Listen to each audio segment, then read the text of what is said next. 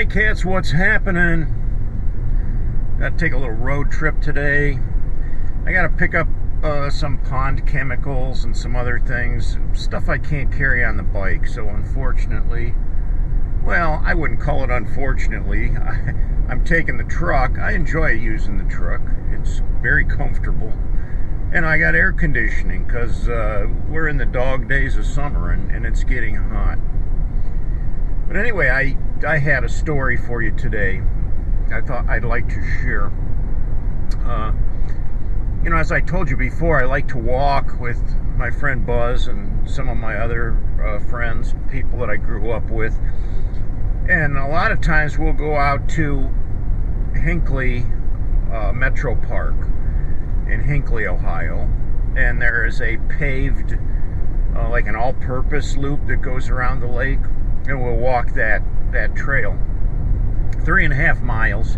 It's a nice walk, and there's some good grades there, some good fat burners, but I don't think I do it enough to burn any fat. That's put it that way.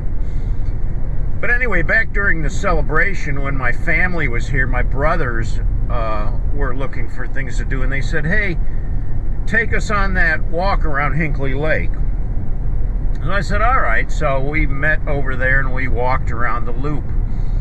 Now, on the west side of the lake, there's a boathouse. And the boathouse is kind of like a little store. You can rent canoes, kayaks. I think they even have a couple of catamarans with electric motors that you could take out on the lake. But in the store, they have, candy and, I don't know, snacks and t-shirts and things like that you can buy. It's just kind of a nice little store. So we were in there browsing around, and there's a bookshelf, with some books for sale, and my one brother says, "Hey, look, they got a book on Bigfoot." And we were just kind of joking and laughing around there. And the lady that was behind the desk, the cashier, she said, that someone actually had a Sasquatch sighting in this park not too long ago, just a few days ago. And I was like, really? Like, that's kind of odd, because I said, I grew up right here in this area, and I had a couple of Sasquatch incidents, stories, that were in my youth, that had to be like back in the late 60s, maybe early 70s. But, it's been a long time since I've ever heard of any Sasquatch stories around this area. And she said, oh yeah, somebody reported it. And she goes, as a matter of fact, this guy left me his phone number. And I said, okay. I said, well, would you mind giving me that phone number? Because I'd like to talk to that guy. And she said, oh, no problem. I'll give you the number. And so she did. Now, I called the guy, and he had an interesting story. Now, this is what he told me. He said, I'm not the one who did the recent sighting of Sasquatch in the park. But he said, I heard, that they told me that there was a sighting, and I said, hey, if you ever see this guy again, give him my number, and because I want to talk to him. But this guy said, I have a story of my own that I would like to share with you if you have the time. And I said, sure, I'd love to hear your story. I mean, what's better than a Sasquatch story, right? Now, Joe told me that his story started in 1998, so it was quite a few years ago. But he also said that it impacted his life very deeply, and he still struggles with it today. Joe was highly trained military special forces to fight in Bosnia during that time. And he was home on leave, and he and a friend had decided to do a night hike. Now, if you've ever taken a night hike, you don't bring a flashlight. You just go out into the night and you find some place to hike, and your eyes, your pupils dilate, and you get like a night vision where you can actually see. And it's even better if you're like out in the open, like in a meadow or something. And you go into the woods, it can get pretty dark. But, if you stay along the edge of the woods or out in the open, you can see pretty good. And they had decided to walk a part of the Cuyahoga Valley National Park. Now, if you're familiar with this area, the Cuyahoga Valley National Park kind of sits between Akron and Cleveland, Ohio. And there's thousands of acres, a lot of wilderness area up there. And it kind of follows along the Cuyahoga River. The river snakes down through that valley there. Well, there's a railroad that also runs that length and kind of follows the river, the Cuyahoga Valley line. And it only runs during certain times of the year, during the day. So it's not like a regularly used railway. But Joe and his friend decided, they would hike this railroad bed this night, because they'd be out in the open where they could see and just kind of be out away from people. They started at an area called Jate Trailhead, and they headed north along this railroad track. Well, they had gone quite a ways. They had been hiking for quite a ways when they came upon this big, it's like swamp area. There's a swamp area between the river and the railroad bed there. And he said they were just walking along, minding their own business, when they heard the unmistakable scream of a Sasquatch. I've described it before as a cross between an elephant blast and a lion's roar. And right away Joe said, that's exactly it. That's exactly the noise that we heard. It's a sound that's unmistakable. It's a sound that's not humanly possible for a person to make. We just don't have the lung capacity or the vocal capacity to make that kind of noise. And it is very loud, and you don't mistake it. For those that have experienced it, there's really no simple explanation for it. But they heard the sound, and it was coming from out in the swamp. And so they stopped in their tracks, and they said, what the heck was that? And they were like scanning out across the swamp. And Joe said, the only thing I could see looked like a black stump far out in the middle of the swamp area. So he said, we were like just kind of watching, looking out there thinking, what the heck, what would make a noise like that? When he said, all at once, this thing that they thought was a black stump rose up out of the swamp and came barreling towards them full speed through the swamp.